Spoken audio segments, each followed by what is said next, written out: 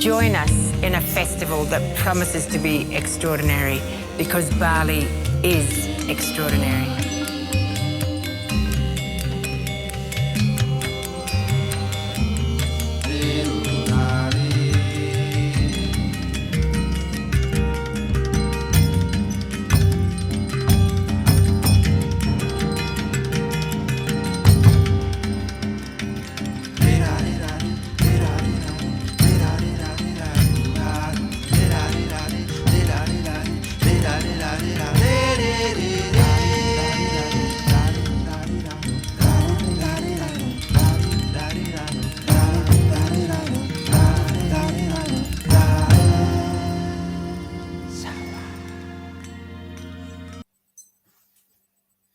Hi everyone, welcome to Ubud Writers and Readers Festival 2021. This year, the festival returns with the theme Mulat Sarira, self-reflection, which is drawn from a Balinese Hindu philosophy. From the 8th to the 17th of October, we will explore the meaning of self-reflection, cultural introspection, and human rights, examining who we are, what unites and divides us, and what drives our actions. My name is Jill Westaway. I'm the moderator of today's session with our speaker, Tim Hannigan. And the title of our session today is The Travel Writing Tribe. So, good afternoon, Tim. Good afternoon. It's lovely to be here with you. Unfortunately, I'm not actually in Bali at the moment, but it's nice to be there in spirit. Yes, indeed. Hopefully next year. Hopefully. So, Tim, we had a little chat last week to get to know each other a little bit. And as a result of that chat, I've just been reading your brief history of Indonesia. And we've spoken quite a lot about your experience of living and working in Indonesia. But how did this book, The Travel Writing Tribe, come into being? I think in a way it's a book that has been bubbling around, for well over 20 years without me really knowing it. The books I've written prior to this were not really travel books. They were narrative history books about Indonesia mainly. But I also did a lot of kind of commercial travel writing, working as a guidebook writer, working as a travel journalist originally in Indonesia. But before all of that, my first kind of literary love affair really was with travel literature, which I discovered kind of in my late teens, in the books that were contemporary at the time, people like Philip Marsden, William Dalrymple, Colin Doubrod, and so on, but also classic British mainly travel literature of the 20th century, Patrick Leigh Fermor, Jan Morris, Freya Stark, this great rich body of literature about journeys, exploring places, exploring their culture and their history and their past. So I love that genre when I was in my late teens and in my 20s, when I was also starting to travel a lot myself. So it was tied up with the things I was doing myself. So I'd always been fascinated by travel writing, by the figure of the travel writer. So there was a fascination there all along. But then gradually, as I got older, a slight discomfort with that travel writing genre developed as I learned how it was quite often in some way associated with colonial ideas, and in the older form in the 19th century with colonialism itself, and how it was very often deeply tied up with privilege, with gender privilege as much as anything else, with power and so on. So discomfort had come about while still being fascinated by it. So these were just all things I wanted to unpick and had done for a long time. And eventually all that emerged in the form of this book. But the ideas, the fascinations, the concerns had been brewing around for 20 years or so, really. Great. Yeah, no, that's a good introduction to your work. I think you partly touched on it already, but can you just unpack a little bit more why it's been felt that travel writing was a genre that encouraged a particular conservative political outlook? But the first thing to say about that is that that idea emerged from a kind of post-colonial critique that really developed from the late 1970s through the 80s and through the 90s. And it's fairly obvious when you look at it. A lot of the travel literature that was appearing in that time was written typically from Britain in particular, sometimes from other European countries, sometimes from America, but it was a particularly British genre, and it tended to be written by posh white men. So there's a fairly obvious power thing going on there, and there was a fairly obvious critique to be made of that usually by academics.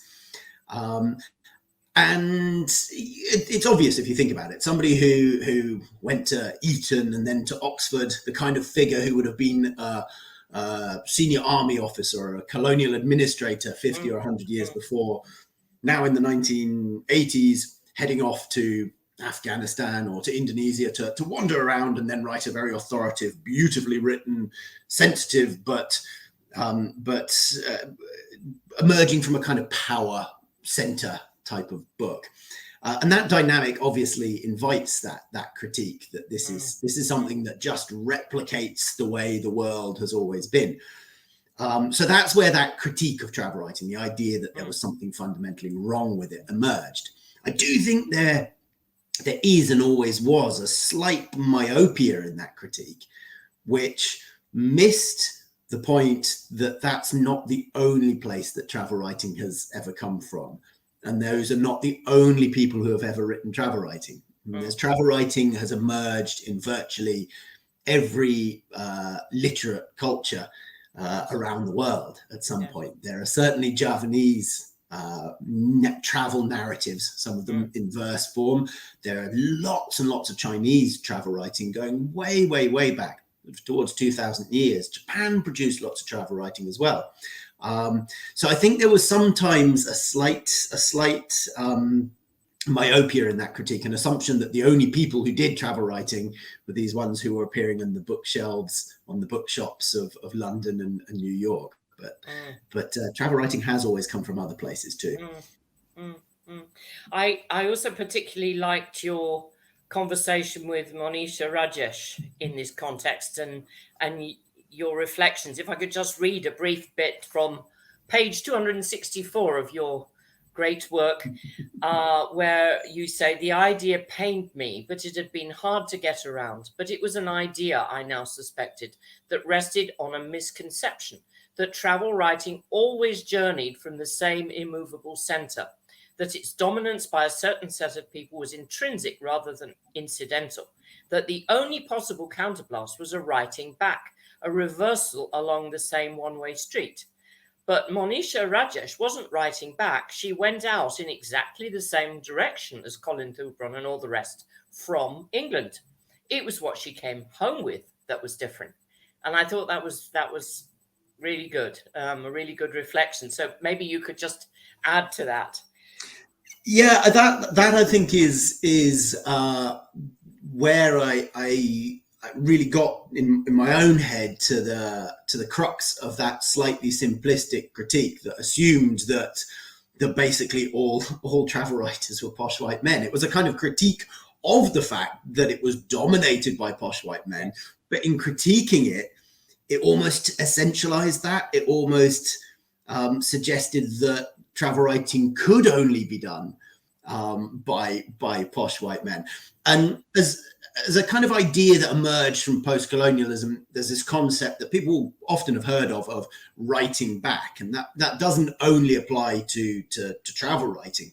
It's when you get sort of fiction that emerges from post-colonial countries, particularly when that fiction addresses journeys to the former colonial power or interactions with narratives of migration and so on. Those things are often described as a form of writing back. The author and the sort of point of departure of the narrative is, for example, in Indonesia or in India. And part of the narrative is about the Netherlands or about the UK. And that gets described as a kind of writing back. The flow has been reversed. And it's obviously a very obvious dynamic in travel writing. If you have an Indonesian travel writer who goes to and writes about the Netherlands, or an Indian travel writer who goes to and writes about the UK, it's a sort of a simple reversal. And that concept was noticed by critics in the 1980s and celebrated, and lots of attention paid to it. But it still suggests really that there's just this single street. There are the posh white men from the old colonial power center, and then there's the other people who've traditionally been on the receiving end of their powerful gaze, and it only goes just back and forwards along that line.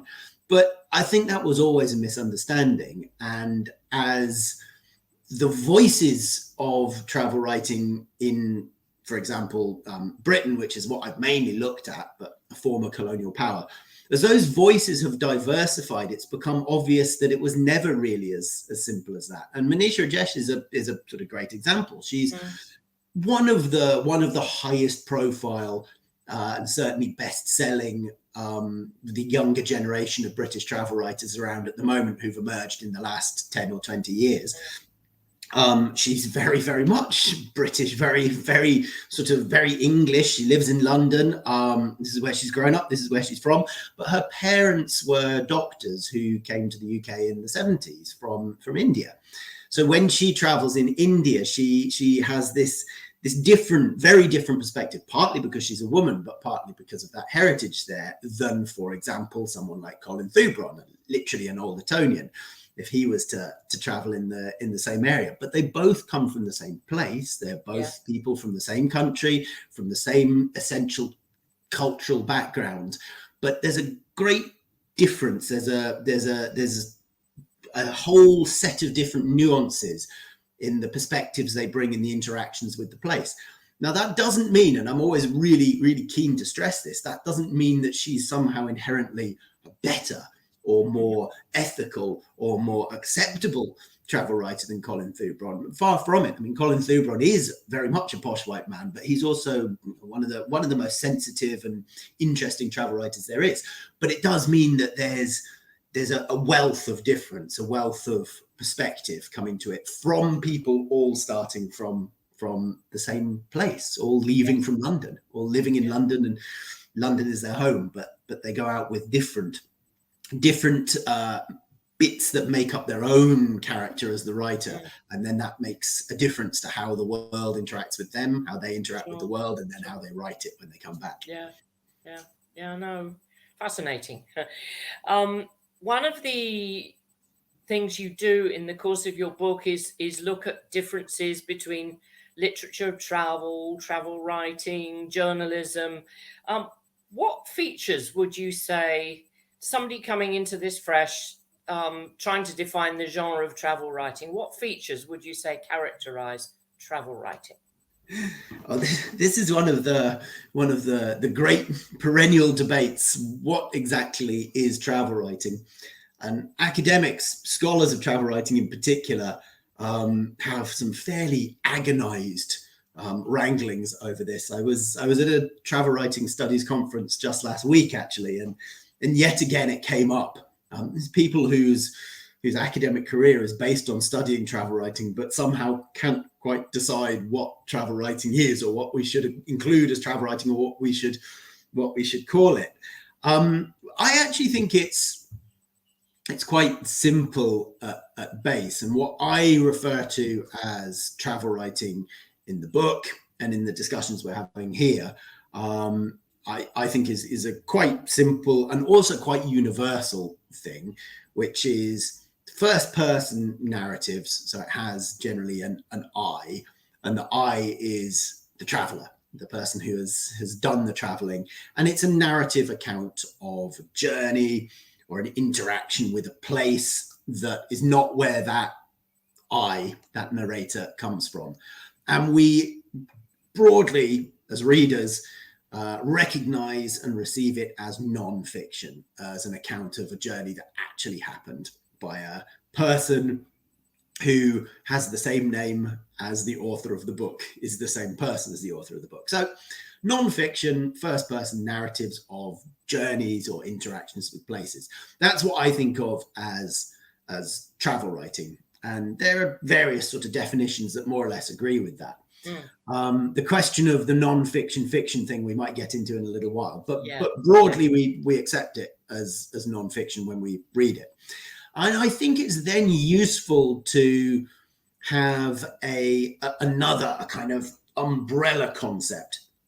Now there are different ways to name it or frame it, but I think literature of travel, or possibly just writing of travel, is quite a good term as opposed to travel writing.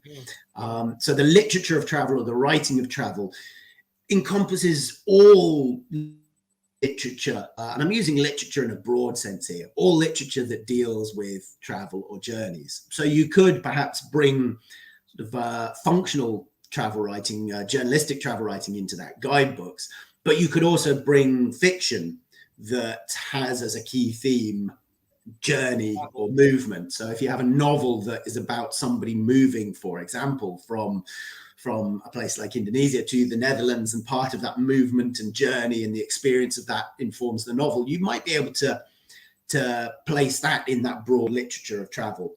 Or if you have a novel that's just set somewhere that is alien to the protagonist and perhaps alien to most of the readers, you might frame that within the literature of travel, because there are elements, there are things that all those different types of writing share, and it's that interaction with a place, that description of a journey is what's there. So I think travel writing is that core first person non-fiction narrative of travel or journeys, and then a literature of travel takes in all the writing that deals with travels and journeys.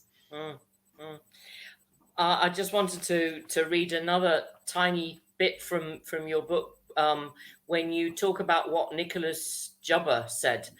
Like nomadism, the travel book is marginalized and often misunderstood. But what literary genre bears no scars? The travel book is the hunter-gatherer of literature, picking up whatever it can to sustain itself. And in this divided world of ours, is the attempt to connect, to explore a culture outside of our own, truly redundant? I thought that was beautiful. Yeah, that's a quote from Nicholas Jubber's wonderful book called, he has the most fabulous titles for his book. That one's called The Timbuktu School for Nomads, which is a great title. And you know, he's one of the sort of younger generation of travel writers, same sort of generation as Manisha Jesh.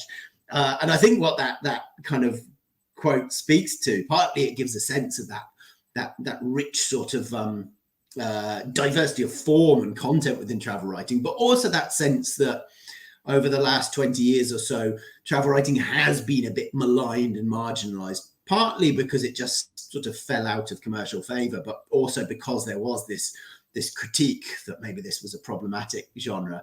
I mean, there's another famous quote about the nature of travel writing from Jonathan Raban, who's one of the great travel writers who emerged in the 70s and 80s. And it's a phrase that's often used in academic books about travel writing. He said it's a notoriously raffish open house in which very different genres often end up in the same bed, which is a wonderful description. And it kind of speaks to the way that a travel book, although at base is that first person narrative of a journey, tends to bring in bits of narrative history, bits of memoir, even little bits of fiction pop in, bits of sort of anthropology, ethnography pop in there, definitely journalism features. So you get all these wonderful things floating around, but underpinning them, the structure of the notoriously raffish open house, I think, is that narrative, that first person voice, and that journey to provide the story. And I think what Nicholas Jubber's talking about there is a very, very similar thing, although he's also speaking to the idea that it might be a genre that people have sometimes looked at a bit askance in the last couple of decades. Yeah. At this early point in your book, you also mention for the first time the concept of belatedness. Can you talk about the concept of belatedness in the context of travel writing? Yeah, it's one of those academic concepts that is actually very obvious when you think about it, and we're all familiar with it. It's that idea that, in a way, suffuses travel and tourism, but other things too. That it used to be better before we got here. 10 years ago, or 20 years ago, or 100 years ago, things were more interesting. And I think Bali is one of the great sort of case studies of how that sense of belatedness appears. I mean, every single generation of people who have come to Bali, whether it's from Jakarta or whether it's from Australia or whether it's from London, have talked about how it was very different when I first came here. Not like it. I first came to Bali 20 years ago, and I find myself doing it. I say, on Ubud, Monkey Forest Road, from about a quarter of the way down Monkey Forest Road, it was rice terraces, and there were no big tour buses. I find myself saying this. Yes. You could still get a room in Kuta for 25,000 rupiah. That's what it was like 20 years ago. Mind you, you probably could again these days with COVID prices. Actually, that's probably true right at the moment. That was a bad example. But the Monkey Forest Road one, but 20 years ago, there were people who'd first come to Bali, first come to Ubud 20 years before that, who were saying 20 years ago, there was no electricity. It was all paraffin lamps and silence at night. And 20 years before that, there were people who'd come. This is the thing that rolls back and back and back. Yeah. But also for people who've newly arrived in a place, because of that narrative of nostalgia, and particularly in the face of globalization, there's that disappointment. So you've been primed by books, maybe the kind of late colonial period books you've read about Bali, sort of the classics, things like A House in Bali and that kind of thing.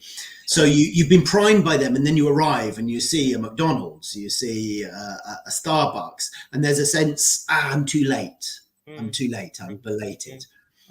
And what travel writers are sometimes accused of doing is trying to somehow overcome that belatedness. Perhaps when they write about Bali, by missing out all the traffic, missing out, the modernity, erasing the McDonald's and the Starbucks, erasing the traffic jams in central Ubud, and only writing about things that look like the things that were being written about in the 1930s or in the late 19th century.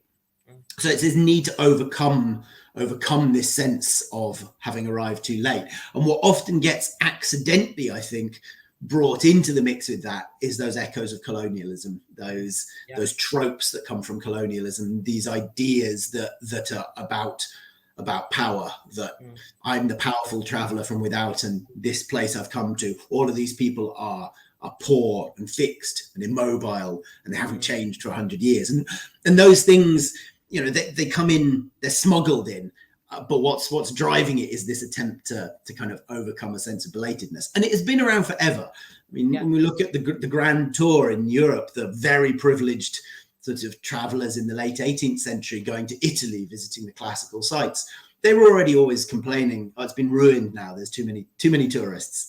When my older brother went, it was great. There was not really many people wandering around the Colosseum or whatever it might have been. So it's existed forever.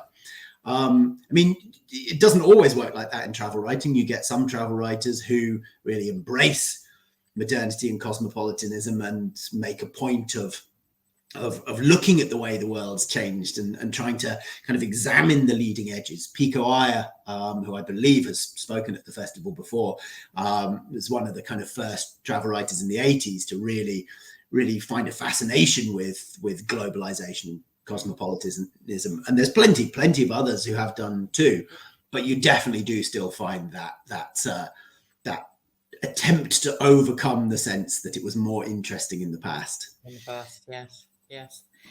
Thank you. Moving on, I suppose we should touch on why it is that most of travel writing has been done by men, although you yourself have gone a long way to redressing the contemporary balance by interviewing women such as Devla Murphy, Sarah Wheeler, Manisha Jesh and Kapka Kasabova in your book. But can you talk a little bit about how travel writing was in the past the almost exclusive domain of male authors, and how this is changing?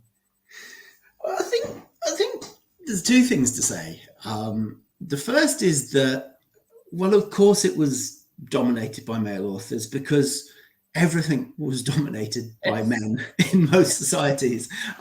So it's hardly surprising that 100 years ago or 50 years ago or 20 years ago, most travel writers were men.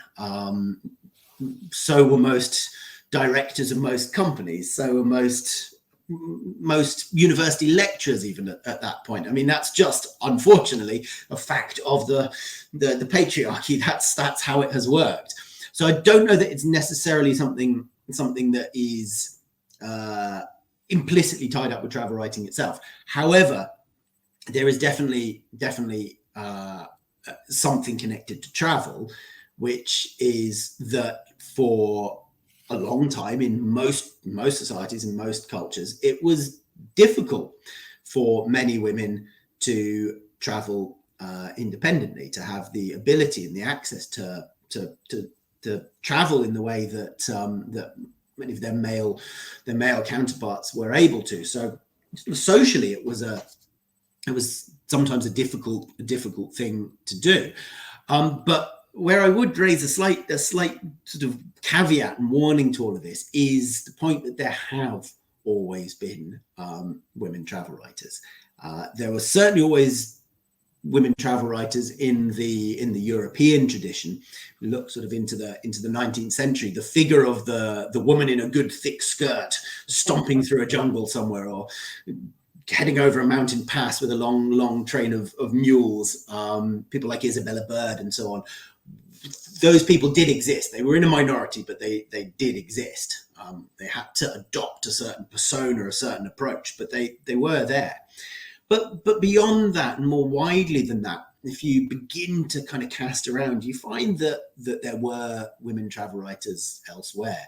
The person who's often identified as the earliest producer of a first-person travel narrative in European history was a nun from Galicia in Spain called Egeria, who traveled to the Holy Land in the 7th century and wrote a first-person account of it. So possibly the earliest travel writer in the first-person narrative sense in Europe was a woman. If you look at Japanese travel writing, which has a very rich tradition of writing about journeys, sometimes fitting into that kind of broader literature of travel, but sometimes in a first-person factual account. You've got, over the last 1,000 years or so, traveling voices of women turn up. The famous Pillow book, say Shonagon, that's got elements of travel writing in it, and there are various other sort of wives and daughters of officials traveling through Japan, producing narrative accounts. So women have always written an amount of travel writing. It was just perhaps harder to spot in this mass of men.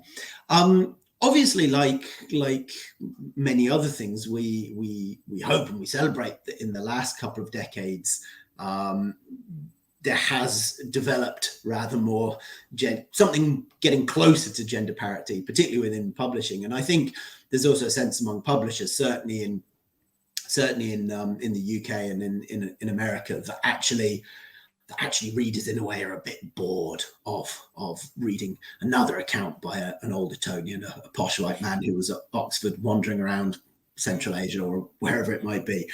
So there's a sort of a sense that actually there might be a bit more attention, a bit more interest if we can find that story told by somebody else, and that somebody else may very well be a woman. So I think there is an element of looking for a bit more now, although, as one of the people I spoke to in the book points out, there are still plenty of books featuring a tough young man doing something manly and macho in the jungle, and usually appearing on the cover of the book with his shirt off. So there's definitely still plenty of them around, and I dare say there will be for a while to come yet. Okay, moving on, our time is disappearing very fast. We've got so much to talk about. The widely discussed question of travel writing's rather troubled relationship with truth, the slippery veracity of travel narrative. Can you talk a little bit about that? Yeah, I mean, this is the certainly for general readers, for the reading public rather than academics. This is always the debate, the controversy about travel writing, the possibility that the writer isn't telling you entirely the truth. When we think about the popular controversies that emerge around travel writing, that's almost always what they're talking about. Bruce Chatwin in the last sort of few decades is the classic figure, one of the most kind of glamorous and high profile travel writers of the 1980s, lauded, celebrated, but also surrounded by debate and controversy for the fact that he didn't tell it strictly as it happened.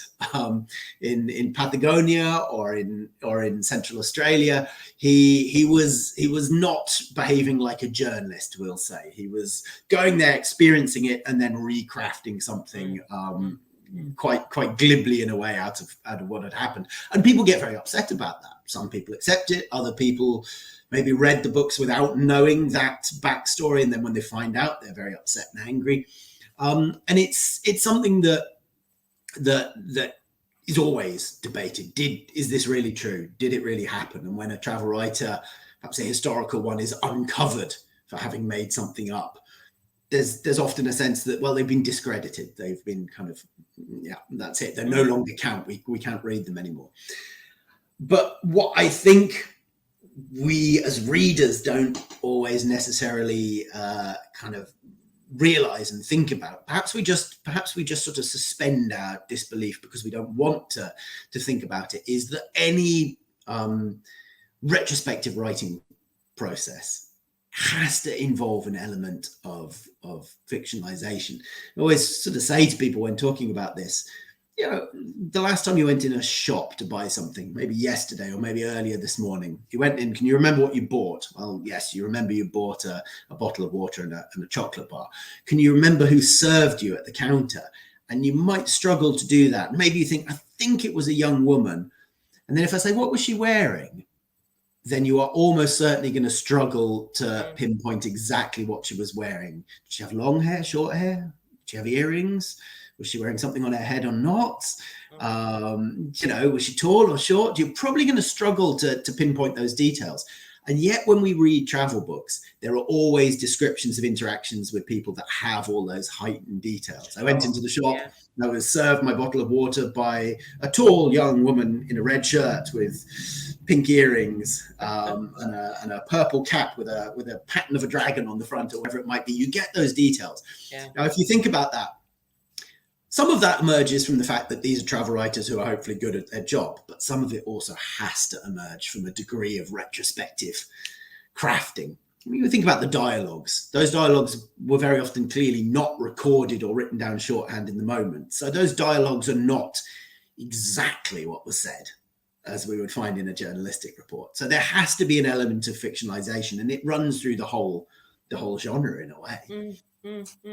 I thought it was interesting how you, as part of your own journey in search of the travel writing tribe, you spoke to groups of readers about their experience of reading travel writing, and some of what you've said came out of that research as well. So there was a real lack of fit between what they thought they wanted of a travel book and what the travel writers seem to think writers actually wanted, which is interesting, isn't it? It is, and I think that in a way is the great underlying tension, certainly of travel writing, and perhaps of all personal or first person non-fiction. So very much memoir.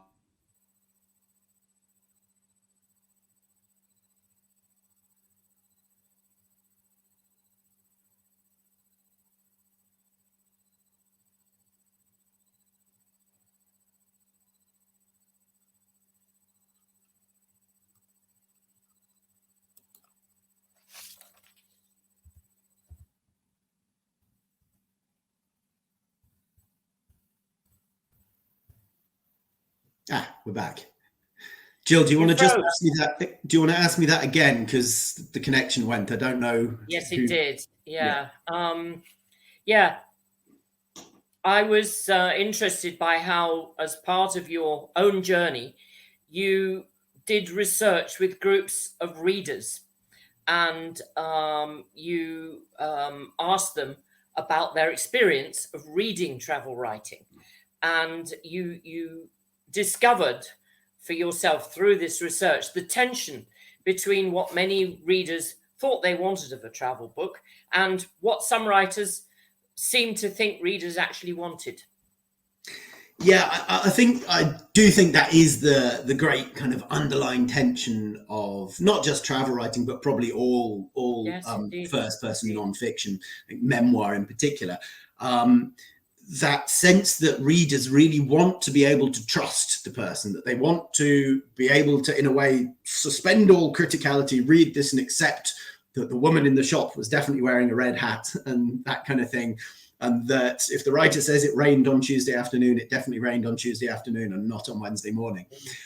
So people want to be able to read with that kind of mode fixed in.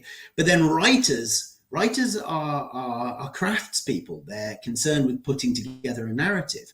And if you think about it, trying to make a narrative of things that really happened is tough, because things that really happened are messy and disorderly and boring in parts. Boring, yeah. So, exactly. So you just tell a straight narrative of your 2-week holiday in Bali, let's say. What happened on day one, meticulously, accurately reported all the way through. What you end up with is a very dull account with no sort of driving narrative. So the writers have this messy mass of material, and what they're trying to do is pull it together into something that will grip the reader. So readers want to read good books, yet at the same time they want to feel that they can trust the writer. And I think there's this sort of implicit, just under the surface, bubbling face-off really between writers and readers in travel writing in particular, in which the writers think they know what the readers need, which is a good book, while at the same time being vaguely aware of what readers want, which is the whole truth and nothing but the truth. And I think that's one of the things that makes travel writing so fascinating, so interesting to pick into and dig around in. Well, given all that enthusiasm, do you think in any way that it can be claimed that travel writing is dead, or certainly seriously endangered by factors like the internet and budget flights? People have been saying travel writing is dead for forever. I mean, people were saying it before travel writing even fully emerged as a modern genre. People were suggesting that travel writing was dead. They were certainly suggesting that travel writing was dead by the mid 20th century, and in a way, that's part of that belatedness. The idea that the genre must be dead tends to emerge from the fact that all the interesting journeys have been done. There's a Starbucks in Bali now, so how can you have travel writing or whatever, something like that? And it's just nonsense. Things change continuously.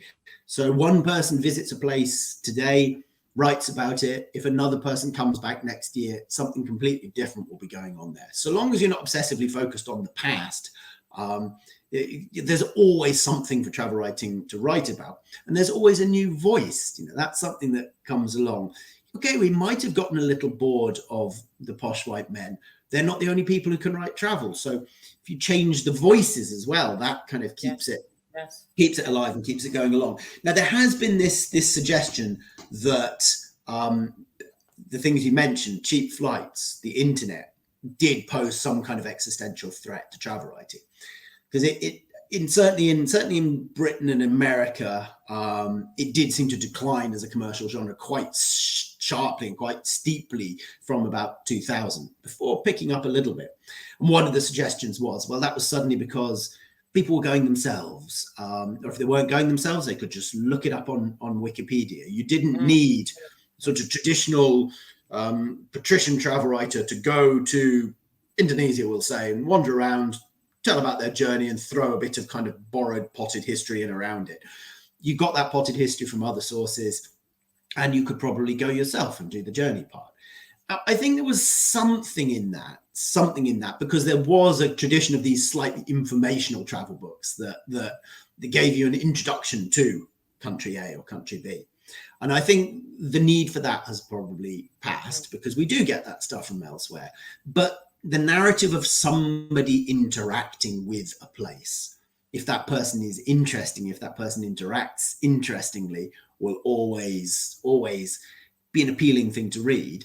Yeah. And if that person goes about it in the right way, they will always interact with that place in a way that brings out new stories from maybe from the people who are there, or by researching a particular strand of history or culture that throws up through the journey. So I think there will always be something that travel writing can do. And then the other thing to say is, we're just hopefully coming towards the end of a period of a year and a half. Absolutely. I was just about to say the context in which you have written this book, and in fact you make reference to the COVID pandemic and its effect on the whole genre. So please elaborate. Sure.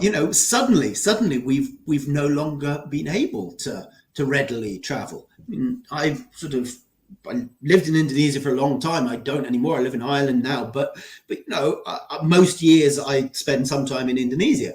And I was last there in 2019. I was expecting to be back last year for a spell, and obviously that suddenly didn't happen, and I'm not sure when it's going to happen again. And that applies even to fairly small local holidays within whatever country you find yourself in. Suddenly this has stopped, and I think that has already created a bit of a readerly turn back to travel writing. Over the last year or so, there's been quite a lot of articles turning up in newspapers and magazines about favorite travel books, best ways to escape without leaving your room via books. And that's what travel writing has always done so well. You can take a journey. You can hop on a train with Manisha Jesh and travel right the way around the world, or you can hike to Mount Kailash with Colin Thubron. You can undertake all those journeys, and I think we'd lost some of the power of that because we were doing so much traveling ourselves.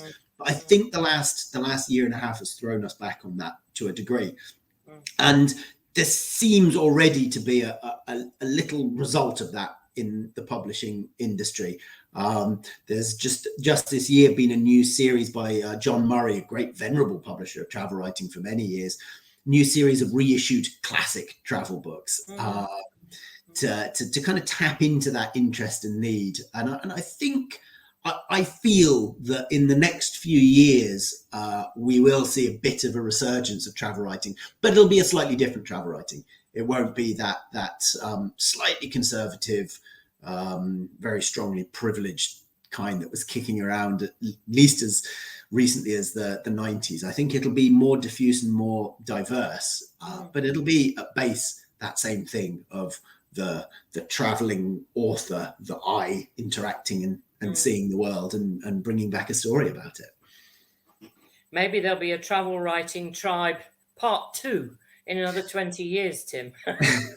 There could be one already. There was an awful lot of people I didn't get to who I would love to have gotten to. So yes, there could very well be one. Talking of which, looking to the future, final question before our time is up. What's next for you personally in terms of a writer as you look forward to the future? Have you got something in the pipeline? I do indeed. And funnily enough, it's a travel book, but it's one that I hope was a slightly unusual, slightly different twist. It's a book about the place I originally come from, which is Cornwall in the far southwest of Britain, which is a place that I always say has some strange parallels with Bali. It's a place that's kind of key holiday destination. It has surfing. That's what brings a lot of people there, and also has this status as a slightly exotic other place within the country it belongs to that lots of people from the big cities dream of escaping to. So it definitely has kind of parallels with Bali, and like Bali, it's a place that has been heavily written about. Lots of ideas, lots of fantasies have been projected onto it. So it's a place I'm from, and it's a place I've always been deeply fascinated by, but never quite worked out how to write about that. I do write about it a little bit in the Travel Writing Tribe, and in a way what I'm going to do is following on from that. So I, over the past few months, undertook a long 300-mile walk down through the whole length of Cornwall. Cornwall's about 80 miles from east to west, this long tapering peninsula. So I took this long meandering walk up and down through the different landscapes. So that's the base narrative. It's a journey. And I come from the very far west, so it's a journey towards home, getting deeper and deeper and deeper into Cornwall.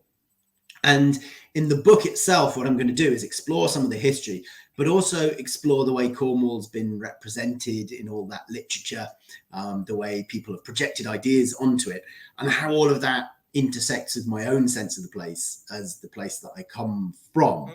And I think that's something fairly unusual in travel writing, a travel book about the place that you actually come from. Indeed. So that's what I'm working on. It'll be out in 2023. It's called The Granite Kingdom. Well, we'll look forward to that very much. Tim, I feel that we've got so much more to talk about, but unfortunately, our time is up. So thank you very much for sharing the stage, if you like, with me today. And as I've told you informally, as soon as the world opens up, we'll look forward to having you back here in Indonesia, and do come to Lombok and visit us. And I look forward to reading your next book once it comes out. And all the very best with that. Thanks. You, Tim. Thanks so much, Jill.